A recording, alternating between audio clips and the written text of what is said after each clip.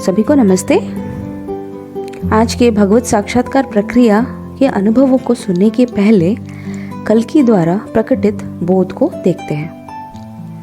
अहंकार का मूल कार्य आहत होना है।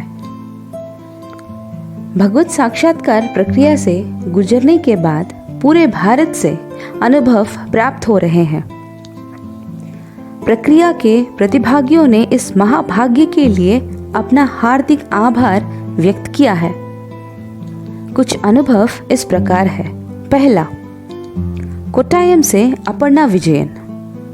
भगवत साक्षात्कार पूजा के पहले दिन से मुझे लगा कि मेरा लोगों के प्रति मूल्यांकन भाव कम हो रहा है। भगवान की शिक्षाएं अब दैनिक जीवन में वास्तविक होती जा रही हैं।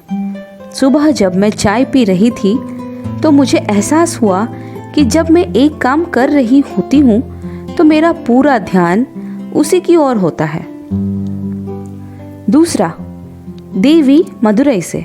भगवत साक्षात्कार प्रक्रिया बहुत शक्तिशाली थी। मैं इस बात से परेशान थी कि मैं परमात्मा से जुड़ नहीं पा रही हूँ। प्रक्रिया में अकस्मात मैं कल्कि से जुड़ गई और मैंने नृत्य करना शुरू कर दिया और मैं पूरी तरह से उसमें डूब गई। अम्मा और भगवान साक्षात दिख रहे थे। मैं स्थिर हो गई और श्री अम्मा मेरे भीतर आ गई। मैंने पूर्ण आनंद का अनुभव किया। तीसरा, वलसला पिल्लई, गुजरात से। श्री मूर्ति से दीक्षा लेते समय मैं अम्मा भगवान को भौतिक रूप से स्पर्श कर पा रही थी। इस प्रक्रिया के दौरान अम्मा भगवान मुझे देखकर मुस्कुरा रहे थे। पादुका अभिषेक के दौरान पादुका की आरती करने हेतु पंखे बंद करने के लिए मुझे कई बार उठना पड़ा। मैं घर पर अकेली थी। तीसरी बार पर अम्मा ने कहा, चिंता मत करो, आरती करो।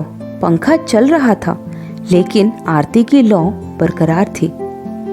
ईश्वर की कृपा से मैंने सब कुछ अच्छी तरह से पूरा किया। बीच में कल्कि ने हमारे इधर बारिश का एक अच्छा जादू दिखाया, जिसके बारे में घर लौटने पर मेरे पति ने बताया कि रास्ते में कहीं बारिश नहीं थी।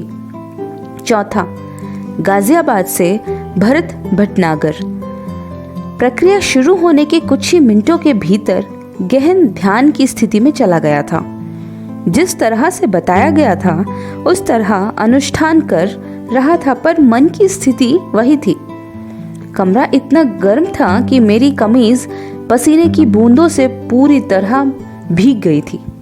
हमारा पूजा कक्ष का घर सबसे ठंडा कमरा है, लेकिन एसी चालू रहने के बावजूद वह बहुत गर्म था। प्रक्रिया के दौरान मन की शांति और स्थिरता की जो भावना थी उसका वर्णन नहीं किया जा सकता।